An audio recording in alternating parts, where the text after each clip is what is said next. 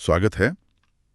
आज हम शिव पुराण की कोटि रुद्र संहिता उसके कुछ बहुत महत्वपूर्ण अंशों पर जरा गहराई से बात करेंगे। जी, ये वो ज्ञान है जो सूत जी ने ऋषियों को सुनाया था। हाँ, और हमारा मकसद है उस परम सत्य को समझना जिसे मतलब ब्रह्मा, नारद, व्यास जैसे बड़े बड़े मुनियों ने भी माना है कि ये जो पूरी दुनिया है ये असल में शिवमय है। बिल्कुल, ये अपने आप में बहुत गहरा विचार है। तो चलिए इसको थोड़ा खोलते हैं।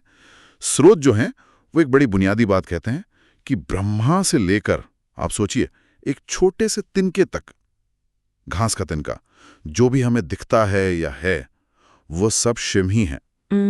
मतलब सिर्फ ये नहीं कि उन्होंने दुनिया बनाई, बल्कि दुनिया का हर कण वही है, वही महादेव सब बनाते हैं, सबको जानते हैं, पर उन्हें कोई पूरी तरह से नहीं जान सकता। और देखिए, इसमें एक और दिलचस्प बात यह है कि शिव जगत को बनाकर उसमें एक तरह से मौजूद रहते हुए भी उससे बिल्कुल अलग रहते हैं, निर्लिप्त अच्छा, वो कैसे? है। सत, चित, आनंद, उनका असली न बदलने वाला स्वभाव। तो मतलब वो इसमें ऊकर भी से परे हैं। बिल्कुल।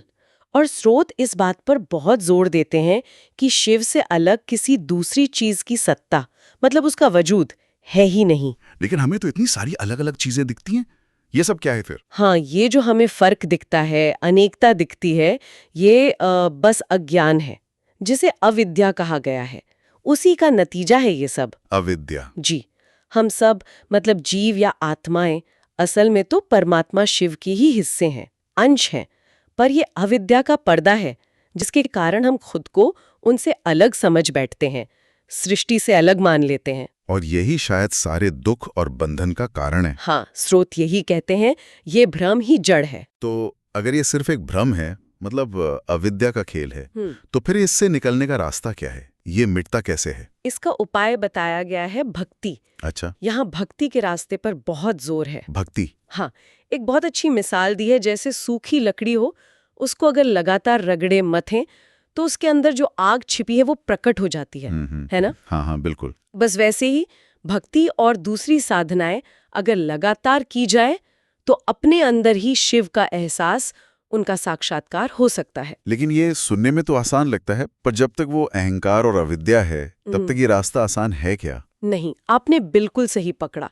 भक्ति तो है ही जरूरी, पर स्रोत एक और बहुत अहम चीज बताते हैं, वो है सद्गुरु की कृपा। गुरु की कृपा। जी, गुरु का रोल बहुत बड़ा है, क्योंकि वही हमें वो शिव बुद्धि देते हैं, मतलब हर चीज में, हर जगह शिव को देखने की नजर। अच्छा। तो गुरु की कृपा से, उनके बताए रास्ते पर चलकर शिव की पूजा करने से वो अज्ञान का अंधेरा मिटता है। जैसे सोने पर मैल या जंग लगा हो, वो हट जाए तो सोना अपने असली रूप में चमकने लगता है ना? हाँ, बिल्कुल। बस वैसे ही अहंकार और अज्ञान जब खत्म होते हैं तो जीव अपने असल यानी शिव स्वरूप को पा लेता है फिर से। और इसी हालत को शायद जीवन मुक्त कहते हैं, जो जीते जी ही मुक्त हो गया। हाँ बिल्कुल, जीवन मुक्त वही है जिसका अहंकार पूरी तरह खत्म हो गया है। वो समभाव में रहता है, मतलब सुख दुख, मान अपमान, नफा नुकसान, इन सब में एक जैसा रहता है, भटकता नहीं। वो कर्म तो करता होगा। हाँ, कर्म करता है, पर उसके फल में लिपटा नहीं रहता। ये सिर्फ कहने की बात नहीं, ये अनुभव करने वाली एक असली अवस्था बताई गई है। और देखिए इस ज्ञान की ताकत कितनी है।